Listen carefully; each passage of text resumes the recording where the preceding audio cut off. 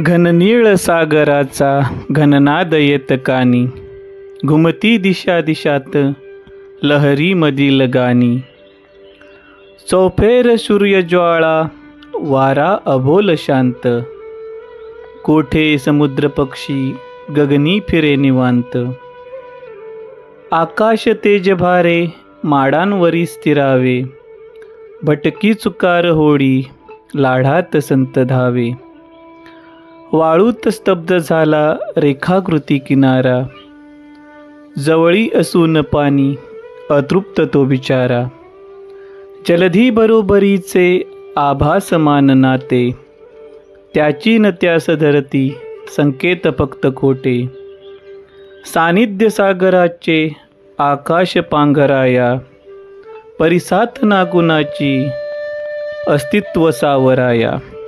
नमस्कार मित्रांनो, मी कमलेश नवाळे तुम्हा सर्वांचं स्वागत करतोय या देवभूमीत, या धर्तीवरच्या स्वर्गात तुमचं स्वागत असो. मित्रांनो, कोकण म्हटलं की स्वर्ग, कोकण म्हटलं की धर्तीवरती स्वर्ग निर्माण झालेलं स्वर्ग. आणि हे स्वर्ग, या स्वर्गाचा अनुभव घेताना, मजा लुटताना आपल्याला खूपच एक अविस्मरणीय अनुभव येत असतात. होळीमधून केलेली मजा, होळीमधून केलेली सैर आणि आजूबाजूच्या परिसरातील केलेली भटकंती. खरंच कोकण म्हणजेच स्वर्ग. स्वर्ग कुठे आहे हे माहीत करायचे असले तर त्याने कोकणात जावे, कारण कोकण हा जणू स्वर्गच आहे. कोकणात जन्माला आलेला प्रत्येक माणूस हा स्वतःला भाग्यवान समजत असतो, कारण कोकणच हा एक धरतीचा नयनरम्य असा गाभा आहे, निसर्ग आहे. कोकणाला आठवलं की नजरेसमोर उभे राहतात उंच हिरवेगार डोंगर, नद्या आणि पसरलेला समुद्र. कोकणच्या या निसर्ग सौंदर्यात विविध गोष्टी आणखी भर घालत असतात. जसा पावसाळा सुरू होतो, जर आपण घाट रस्ता बघितला तर त्यावेळेस दिसेल कोकण म्हणजे हिरवाईचा सुंदर स्वप्नच म्हणावं लागेल. कोकणात पिकवलेली सगळीकडे पसरलेली भातशेती कोकणाच्या सौंदर्यात भर घालत असते. अथांग पाण्याने दुथडी भरून वाहणाऱ्या कोकणातील नद्या आणि पावसाळ्यात हिरव्यागार ऊन पावसात सायंकाळच्या वेळी दिसणारे इंद्रधनुष्य म्हणजे एखाद्या कवितेचे वर्णन केल्याप्रमाणे, अगदी एखाद्या कवितेत वर्णन केल्याप्रमाणे कोकण दिसत असते. माणसाला सुट्टी मिळाली की तो वाट धरतो ती कोकणची. कोकणातल्या नयनरम्य वातावरणामुळे सगळीकडे तसेच इतर राज्याच्या विविध भागातील पर्यटक कोकणात दाखल होत असतात. कोकणातला हिरवेगार निसर्ग पर्यटकाचं मन मोहित करत असते.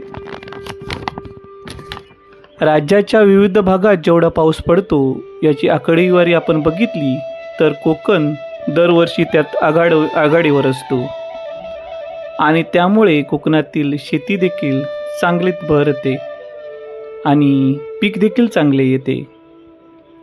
कोकणात पडणाऱ्या पावसाने बळीराजाला खूप चांगली साथ दिली आहे, त्यामुळे कोकणातील प्रत्येक शेतकरी हा खुश असतो. कोकणचे सौंदर्य हे खरंच पावसावर अवलंबून आहे आणि पावसावरच सारं कोकणची शान अवलंबून आहे. पाऊस पडला की धरती जणू हिरवा शालू नेसून नटून थटून सजली जाते. पावसाने कोकणाला भरपूर साथ दिली आहे. दरवर्षी पाऊस कोकणचं सौंदर्य अबाधित ठेवत असतो. कोकणचं खरं सौंदर्य बघायचं असेल तर प्रत्येकाने श्रावण आणि आश्विन महिन्यात कोकणात यायला हवं.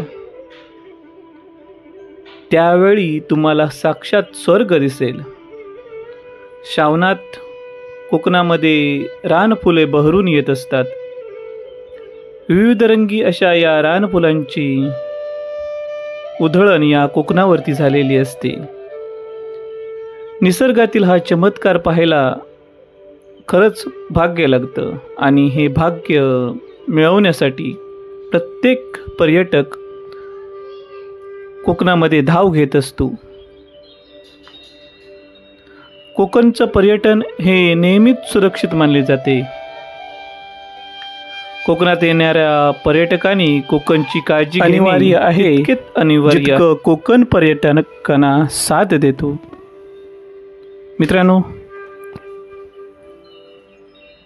या धर्तीवरच्या स्वर्गाचं जर आपण रक्षण केलं, जर कोकणातील मंडळींनी निसर्गाचा ढासळणारा जो समतोल आहे तो कमी केला, म्हणजेच वृक्षतोड कमी केली, इतर जे प्रदूषणकारक घटक आहेत त्यांचा वापर केला नाही, प्लॅस्टिक असो इतर कचरा असो यांचा वापर केला नाही, यापासून कोकणाचं रक्षण केलं तर खरंच मित्रांनो कोकणाचं सुंदर असं स्वर्ग निर्माण होईल. कोकणातील समुद्रकिनारा पर्यटकांना उन्हाळ्यात सर्वाधिक लक्ष वेधून घेत असतो. कोकणभूमी ही अनेक नैसर्गिक साधनसंपत्तीने नटलेली आहे. येथील हापूस आंबा, गावरान सुपारी, गावरान केळी, फणस, काजूच्या बागा, नारळ, कोकम, जांभळ, करवंद अशा अनेक प्रकारची फळं खूपच लज्जतदार आणि चवदार पर्यटकांची उत्कंठा वाढवत राहतात. नाविन्याने भुरळ पाडणारा ऐतिहासिक वारसा असलेला हा प्रदेश आज आपली अस्मिता परकीयांच्या हातात देऊन टाकला जात आहे. मित्रांनो, ही आपली लाल माती आपल्याला साथ घालते.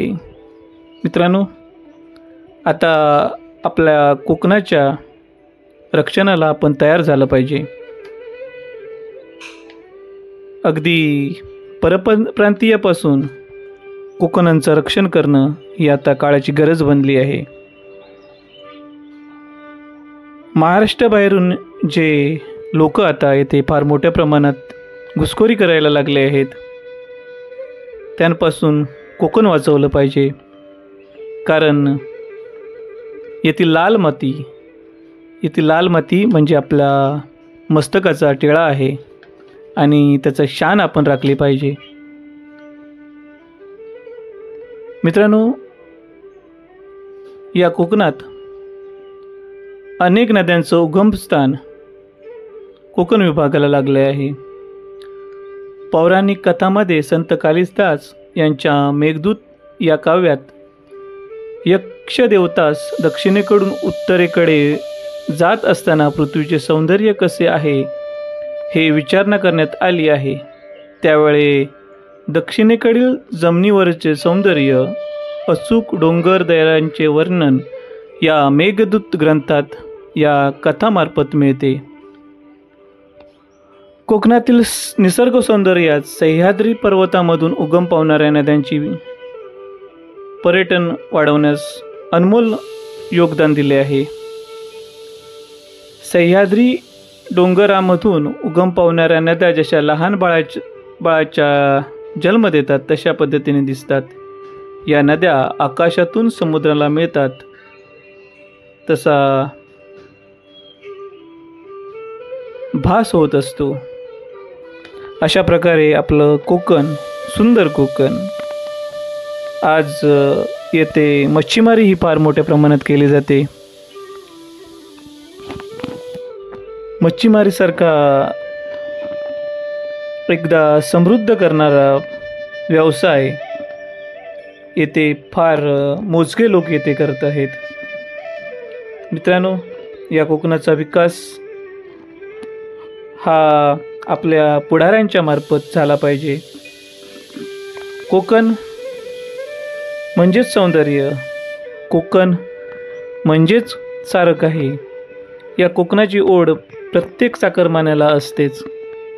पण ही ओढ नुसती असून उपयोगाची नाही, कारण हा कोकणातील माणूस 4 दिवस अगदी पाहुण्यासारखं कोकणात येऊन राहून जात असतो. हे सौंदर्य त्याला खुणावत असतं, साथ घालत असतं. पण पोटापाण्याच्या काळजीपोटी, या टिचभर पोटाच्या काळजीपोटी त्याला कोकणामध्ये अगदी 4 दिवस पाहुण्यासारखा येऊन राहावं लागतं. मित्रांनो, हा कोकण आजही सर्वांना खुणावत आहे. आपलं सौंदर्य अबाधित राखून आजही सर्वांना अतिशय आनंदाने आनंद देत आहे. तर या कोकणाचा विकास हे आपण सर्वांनी करणे काळाची गरज आहे. येथील व्यवसाय, आंबा काजू यांच्या बागा आणि त्यावरती कोसळणारे अस्मानी संकट आजही कोकणातील लोकांना खाईट लोटणारे आहे. मित्रांनो, पर्यावरणाचा ढासळलेला समतोल आणि अवकाळी पाऊस यामुळे कोकणाची अर्थव्यवस्था काहीशी खिळखिळी झाली आहे. ह्याच वर्षाचा जर पावसाचा आपण विचार केला तर खूप लवकर पाऊस आला होता. त्यामुळे येथील लोकांचं अर्थचक्रच बिघडून गेलं आहे आणि या लोकांना साथ देणं आपले काळाची गरज आहे. तर असा आहे आपला कोकण. मित्रांनो, हा व्हिडिओ तुम्हाला आवडला तर नक्की लाईक करा, शेअर करा, सबस्क्राईब करा आणि परत भेटूया नवीन व्हिडिओमध्ये. तोपर्यंत धन्यवाद.